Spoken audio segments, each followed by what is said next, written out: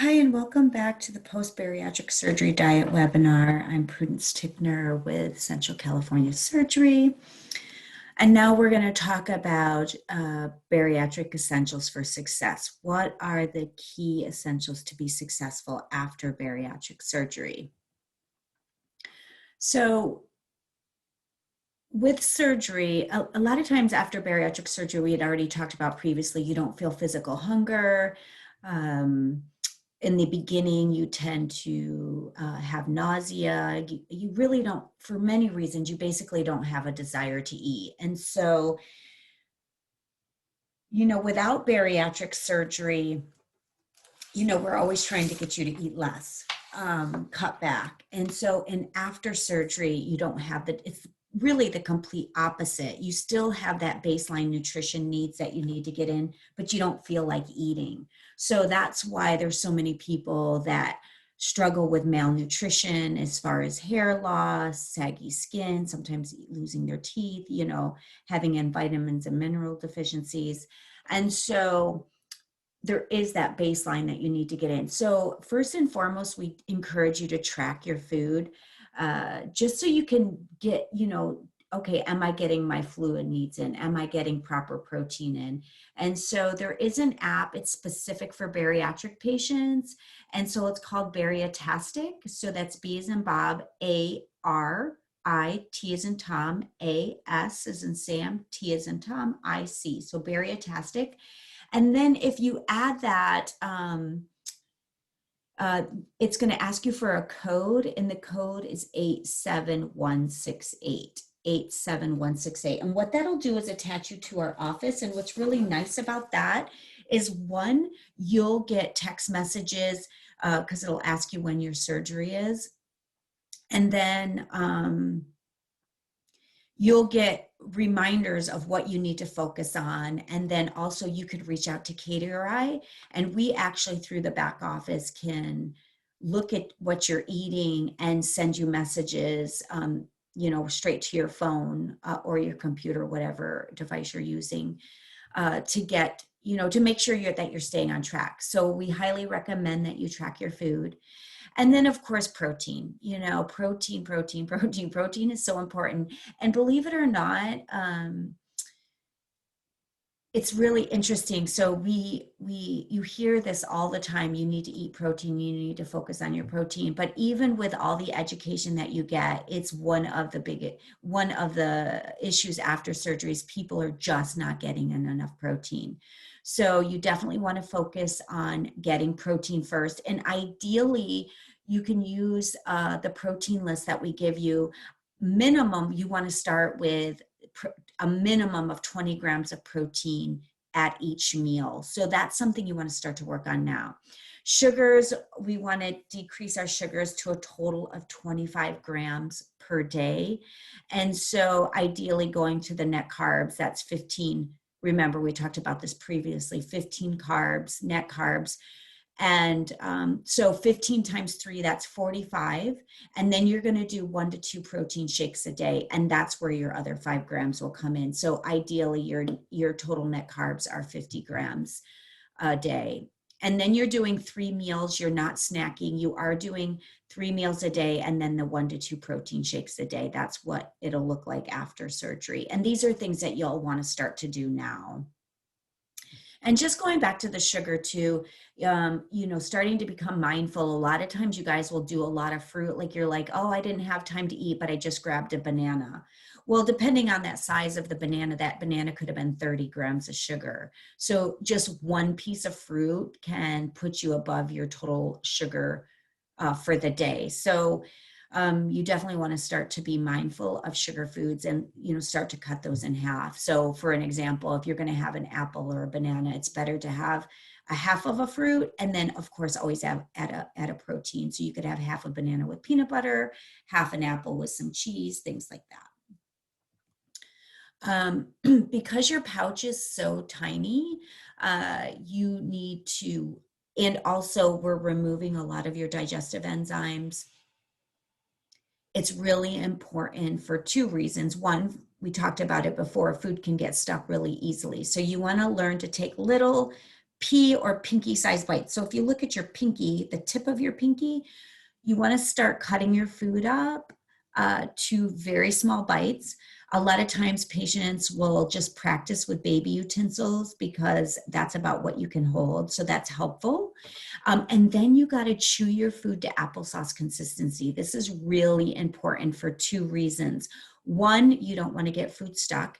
And two, we talked about the nausea before. You can get really severe nausea. Or a lot of times, if you're already on the Facebook page, you hear patients of getting sick all the time, having a lot of nausea. A lot of that's just self-induced. It has nothing to do with the surgery. It's just a lot of times you guys don't do the pre-work. And so the more that you practice this stuff prior to surgery, you honestly can be the person that has smooth transitions, no problems, if you do your piece. And so you definitely want to practice the small bites, chewing to applesauce consistency. And then stop eating as soon as you're satisfied. So we do give you amounts, you go through these stages of the diet after surgery, and we'll tell you how much to eat. And because it's hard, there is a very fine line between being okay and too much. And usually it's one more bite. And so between being okay and then throwing up. So I would, encourage you to follow the portion sizes that we tell you to do, but also you can just, you take a few bites if and if you notice like, okay, I've had enough, because everybody's different. Everybody transitions at different stages or at different paces. And so just be mindful if you start to feel like, a lot of times it's like your mouth might start to water, or you might start to feel just a tiny bit nauseous, then you don't push it, So if the goal is saying 4 tablespoons of food and you are eating 2, and then you start to notice your mouth waters a little bit, or you start to notice a little bit of nausea, you just stop at your 2 tablespoons. And then also, because your stomach is so small, you can't eat and drink at the same time. So the rule of thumb is 15 minutes before you eat, the entire time that you're eating, and 30 minutes afterwards. And so this is, a lot of times patients say this is one of the harder things to get down. So you don't want to wait until after surgery to figure this out. You definitely want to start to practice this now. Even if you start in increments. So let's say you're having a full glass of fluids with your meals, cut down to a half a glass, then a quarter of a glass. And then you get to the where, okay, I'm just not going to drink with my meals. And then you can do the 15 minutes before and the 30 minutes after. But this should be second nature, the small bites, the chewing to applesauce consistency, the not drinking with your meals. This should all be second nature before you have surgery, because everything that I'm just talking about on this page, if you don't have it down, like I have patients that throw up every day, multiple times a day, and it's just because they didn't do the work and they didn't realize, the challenge of slowing down and being mindful and taking your time. So like I said, just start to put these things into practice now. Of course, no soda. The one and only thing that I know, I've talked about this previously, is there's no soda, no carbonation. Everything else will come back in moderation, but that's the one thing that is a forever no. It's Pandora's box. We don't open it. Because you do set yourself up to, one, be in pain, but with the carbonation and the gas expansion, you do end up eating more food over time. This is over time. So then you set yourself up to possibly gain some weight back, or a lot of times patients don't even get to their goal weight. So that's the one thing that is a forever no. And you have to be completely off carbonation 2 weeks before surgery. We've already talked about liquids. All liquids need to be less than 5 grams of sugar. There's lots of options out there as far as your sugar-free products. And then, of course, I just talked about this, with the vomiting, the nausea, the discomfort. A lot of this has to do with eating, definitely following the diet progression, which I'm going to be talking about coming up soon. But eating slowly. We live in a very fast-paced society, and everything is let's hurry up and rush, hurry up and rush. And so with surgery actually forces you to slow down. So that's something you're going to want to get into the habit of now. This whole like eating on the run, eating in my car, eating and working at the same time, that's not happening. So those are the times you could definitely do your protein shake. So if you're the type of person that skips breakfast and you wanted, you're just not going to do breakfast, then you can drink your protein shake on the way to work. That's fine. But definitely, if you want to minimize a lot of what you might see on the Facebook page, as far as people vomiting, the severe discomfort, the nausea that comes, a lot of that you can control by eating the right foods at each stage of the diet. Really slowing down tremendously. A lot of it has to do with very small bites, chewing, and taking time in between each bite. That will help a lot as far as the nausea and discomfort. And so I talked about this earlier with creating optimal fat loss. And there's a lot of people, you get on the scale, you lose weight, you see the scale go down. But a lot of times, if you're not eating properly, if you're not eating the way that we're teaching you, you could be losing a lot of muscle. So what does that mean for you in the long haul? A lot of times, if you've lost a lot of muscle, you'll just flatline around 100 pounds. I don't know why that is, but it just seems to be. And then no matter what, you can't get that, let's say you need to lose 150 pounds, you can't get that other 50 pounds off.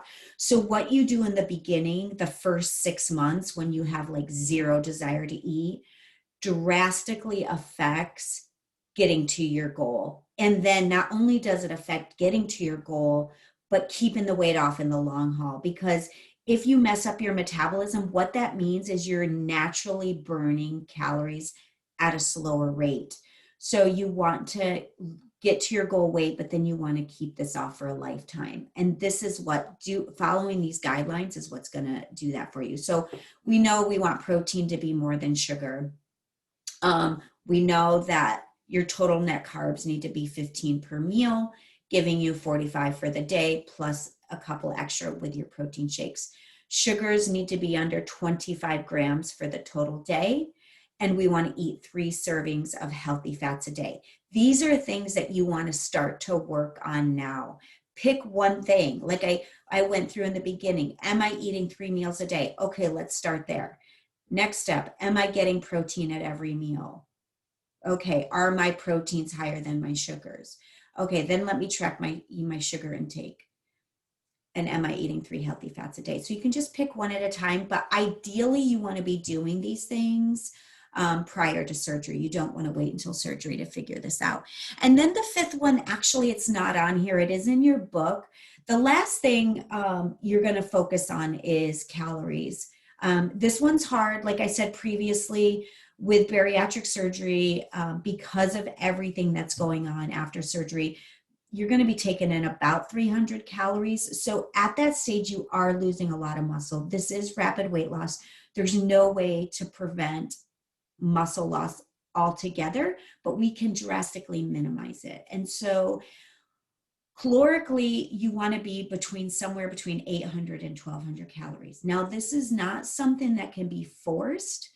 You work on steps 1 through 4 first, but step number 5 is, am I eating 800 calories a day? And so this is something you don't force, but you have an intention.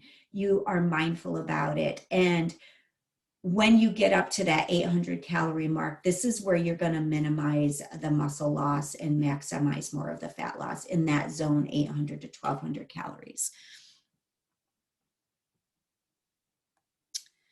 And so that is it for this section. Thank you. And I'll see you in a minute where we'll talk about protein supplements.